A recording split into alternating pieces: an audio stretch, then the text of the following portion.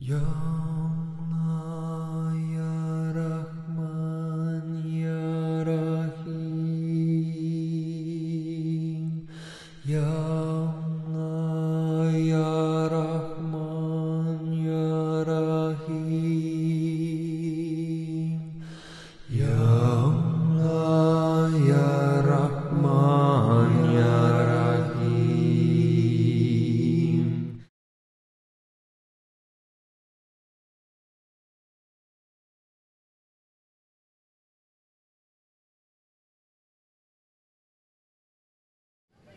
Assalamualaikum.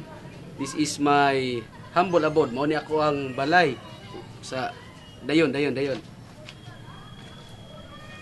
in Tagalog is tuloy po kayo. Okay?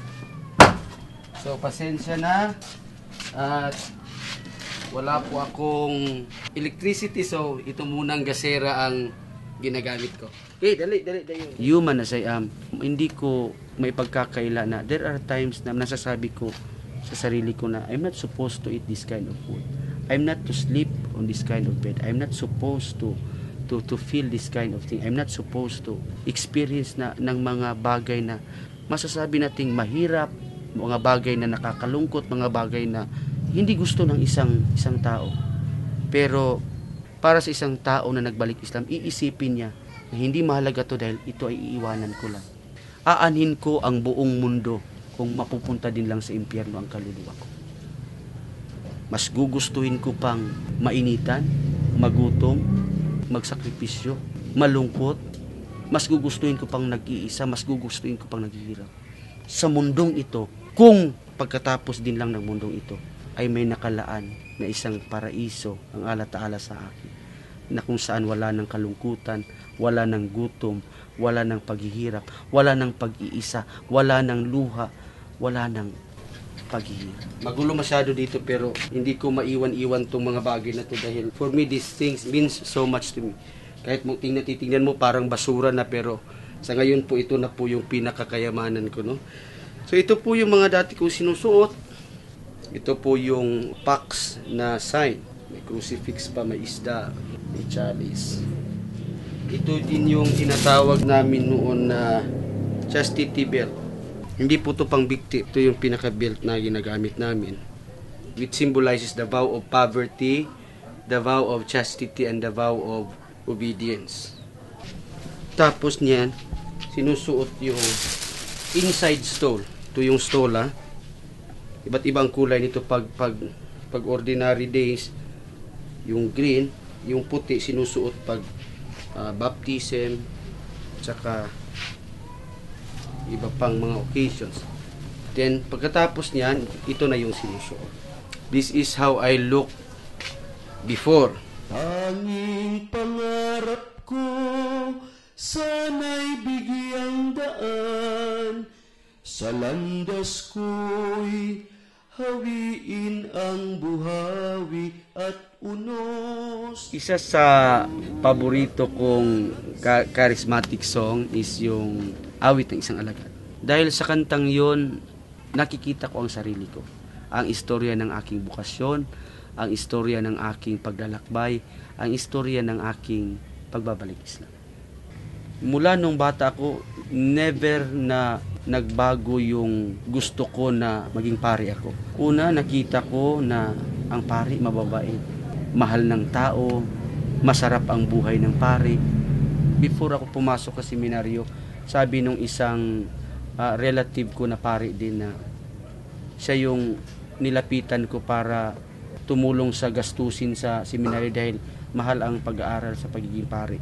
So, kung di man kaya ng mga magulang mo, kailangan ka maghanap ng mga sponsors, ng mga benefactors. So nilapitan ko siya. Sabi niya, I cannot help you. Sinabi ko pa sa kanya, Father, hindi naman sarili mong pera ang hihingin ko, kundi hanapan mo lang ako ng tao na pwedeng tumulong. But sad to say, hindi siya tumulong. Pero may mga taong hindi ko kadugo na tumulong. Nag-ambag-ambagan sila monthly para lang may maibayad sa tuition, sa board and lodging ng seminaryo, sa iba pang gastusin, pagbili ng mga libro, ng mga school uniform sa seminaryo. hindi ko lubos maisip na naging pari ako. Feeling ko that time, ako na yung pinaka masayang tao sa mundo. Ito po yung certificate of ordination ko. Pirmado po ng officiating prelate, si His Holiness Dr. John Florentin Teruel. Siya po yung founding bishop at pinaka-head ng Apostolic Catholic Church. Nung una kong misa, that was 2 days after my ordination, December 13, 2008.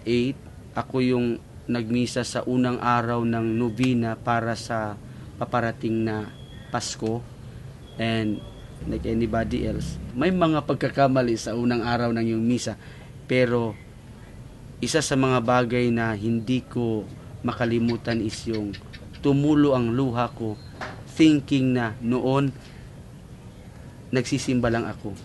Ngayon ako na ang nagmimisa. If I could still remember it, there was one mass na nakatanggap ako ng 35,000 pesos. At sa pinaka-ordinaryong misa ng isang pari, napakaliit na yung 500 pesos. At bihira lang mangyari yun. Dahil yung mga tao, pag sinabing misa, pag sinabing para sa pari, nag-iipon sila.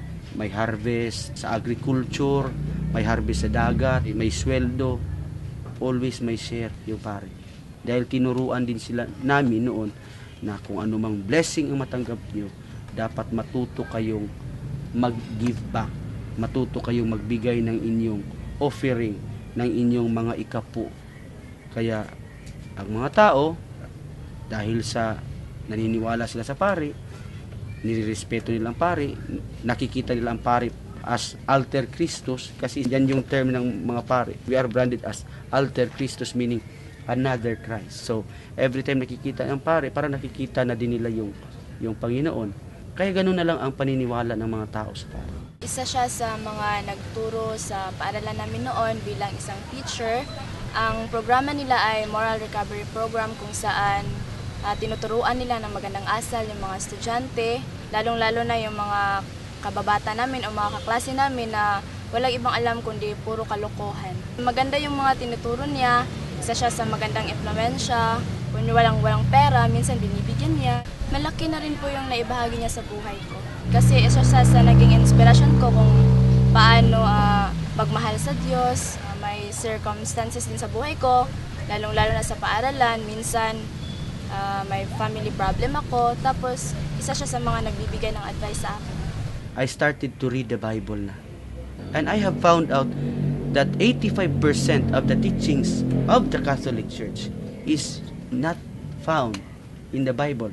Ibig ko sabihin, it is only man-made. So naghanap ako ng mga simbahan. After leaving the Catholic Church, nakarating ako sa iba't ibang simbahan sa hangaring makita yung totoo, sa hangaring makarating sa tamang pananampalataya. Pero ganun pa rin ang nangyayari. Sa bawat simbahan na pupuntahan ko, may mga malalaking question mark ako. Kaya hindi ako nagdadalawang isip, iniwan ko ito. Hanggang sa dumating ang araw na parang wala na akong simbahan. Nagdadasal na lang ako nasa loob na lang ng kwarto. During that time, naaalala ko ang dua ko na, Panginoon ko, sana makarating ako sa pananampalatayang galing talaga sa iyo. Nung una, nagkakilala kami sa church namin. Yung lolo ko, supervisor ng Pentecost, Oneness, siya yung mabait na tao. Tapos lagi niya sinasabi sa akin na kung ano yung totoo, doon talaga siya. Whether you like it or not, you must like it na lang yun. Pastor siya nun sa Pentecostal. Yung mga bersikulo sa Biblia, tinulungan niya akong ipaintindi sa akin yun. Kaya di rin nagtagal, nakumbinsi niya akong tama sila. Pero laking gulat ko na lang nung nalaman ko isang araw, si Brad Dave, nag-Muslim na. Tapos doon, pinaliwanagan niya akong muli. Doon, nabuksan talaga yung isip ko na sa kagustuhan niyang maglingkod sa Diyos. Nadala niya ako sa maling paniniwala. Pero ngayon, nahatak niya na ako sa tama. Si Allah ay nag-iisang Diyos. Walang ibang dapat sambahin, kundi siya lamang. Kung titingnan po natin, ang salitang Kristiyano ay nangahulugang tagasunod kay Kristo. So kung ako ay tagasunod kay Kristo, dapat itanong ko sa sarili ko, Nagdadasal ba ako katulad ng pagdadasal ni Kristo? Nag-aayuno ba ako katulad ng pag-aayuno ni Kristo? Ilan ba ang Diyos na itinuro ni Kristo? Dahil kung titingnan natin, sino ba ang nagdadasal ng nagpapatira pa tulad kay Kristo sa panahon natin? Sino ba sa atin ang nag-aayuno ng katulad ng pag-aayuno ni Kristo? Sino ba sa mga reliyon natin na nagtuturo ng tinatawag nating absolute monotheism, gaya ng tinuturo ni Propeta Jesus?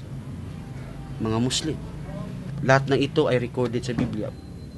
Kung ako ay totoong Kristiyano, dapat sumusunod ako, gumagawa ako sa mga ginagawa din ni Kristo. Dahil ako ay tagasunod. Dahil kung hindi ko gagawin yung mga bagay na ginagawa ni Propeta Jesus, ay hindi niya ako tagasunod. O baka ako ay kaaway ni Propeta Jesus. So, hindi ko iniwan ang pagiging Kristiyano ko, bagkus ginawa kong ganap ang pagiging Kristiyano ko. Kaya nag-Muslim ako.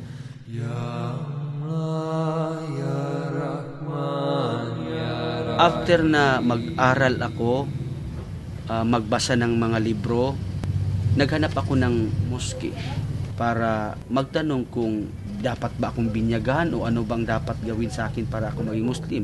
I was so shocked na wala palang binyag sa Islam. Kung hindi, you will just testify that there is only one God worthy of worship, na siyang Allah Ta'ala, at si Propeta Muhammad sallallahu alaihi wasallam ay propeta, sugo ng Allah. Una, takot ako pumasok sa simbahan ng mga Muslim. Dahil nasa isip ko, mga Muslim, terorista, mamamatay tao, namumugot ng ulo. So, nagdadalawang isip ako, pero nilakasan ko lang yung loob ko. At without any hesitations, that was December 14, 2012, na ako ay nagbalik Islam formally. Sinabi ko sa sarili ko, kung ako ay totoong mananampalataya ni Propeta Jesus, dapat mag-Muslim ako. Dahil kung ikaw ay umaangkin na nananampalataya kay Propeta Jesus, pero nananatili ka sa isang pananampalataya na hindi tinuro ni Jesus, hindi ginawa ni Jesus, hindi ka totoong Kristiyano. Kaaway ka na Kristiyano.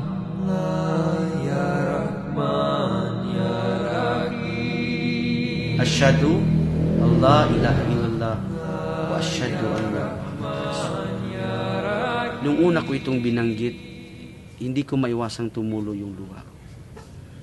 Dahil para bang sa maliit lang na mga pananalitang yon, nagawa ko ang pinakamagandang desisyon sa buhay ko. When I embraced Islam, nawala yung mga kaibigan ko, nawala yung luxury. Masasabi ko, I lost everything, but I have found something that the world cannot give. Natagpuan ko ang Islam. Nung nalaman ko na nagbalik Islam siya, parang nagalit ako sa kanya, tapos iba na yung tingin ko sa kanya. Kasi alam ko noon, yung sinasabi ng mga ibang tao na ang Muslim daw ay parang mainitin ng ulo, tapos daw hindi naniwala sa Diyos. Tapos sabi nila, lagi daw nagre-rebelde. Pero iba naman yung nakikita ko sa kanya yung nagbalik Islam siya. Common na reaksyon talaga ng mga kapamilya natin na magtaka. Pangalawa, hindi natin maalis sa kanila na magalit, magtampo. If I could remember it right, sabi ng tatay ko, mas gugustuhin ko pa na makita ka sa loob ng kabaong kaysa makita kang may ganyang pananampalataya. Masakit sa akin yun. Pero naisip ko din na ito ay isang pagsubok. At I always believe that Allah Ta'ala will not give us any trial na hindi natin kaya. I always believe na kung may mawawala man sa buhay natin, Allah Ta'ala will always provide something. Kung hindi man better, He will provide the best. Napakaraming bagay na pwede kong hilingin sa Allah Ta'ala. But one thing na hiningi ko sa Kanya is, sana dumating sa punto na maging isa kaming pamilya na naglilingkod sa Kanya.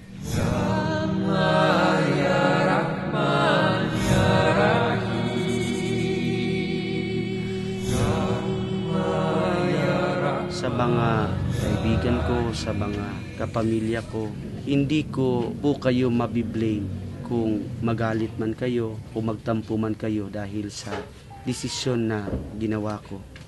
Hiling ko lang na sana buksan nyo din yung ang puso nyo at isipan nyo sa mga bagay na may kinalaman sa espiritual. Bago mahuli ang lahat, sana pag-aralan nyo din ang Islam.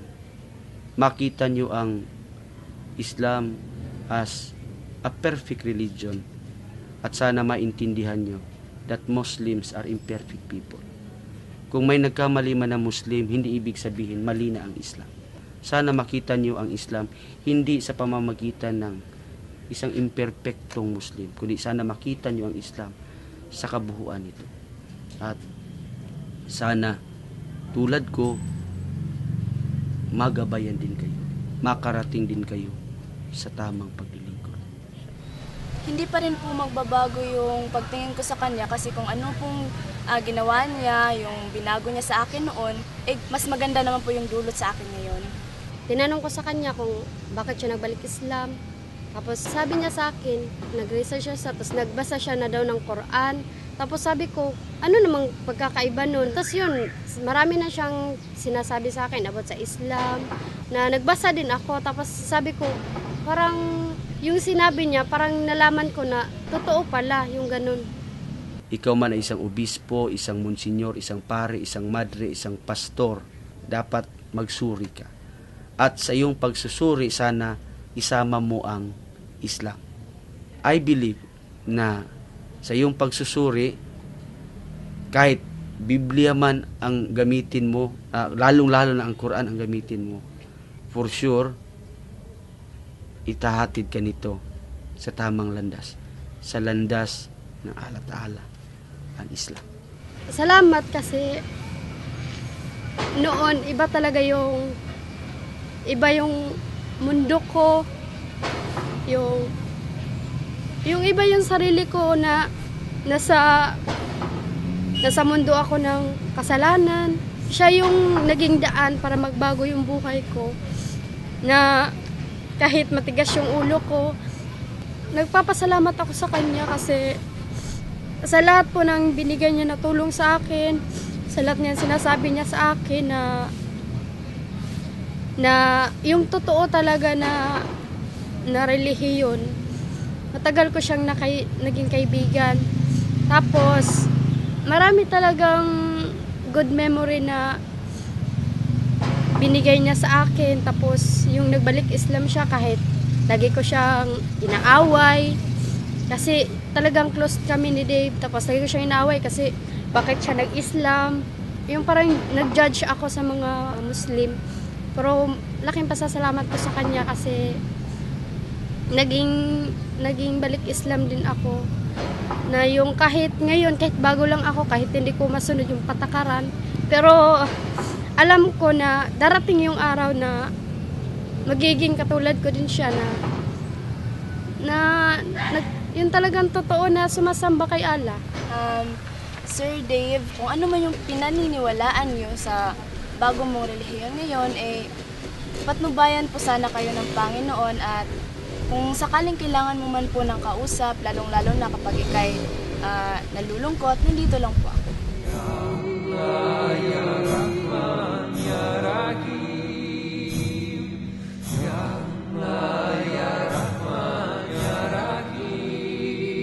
Sa tayo na tumag-eksunan nga nalungog niya itong programa, maayong hapon kaninyong tanan, Luzon, Visayas, Mindanao, Butob sa hapon din atong pagsilya. Kaninyong tanan, Assalamualaikum warahmatullahi wabarakatuh. Kanina sa kita rin sa pauras na itong programang Islam, tingog sa kamaturan, kaya natong hisgutan ang mabutang may kalabutan sa pagpuro Islam,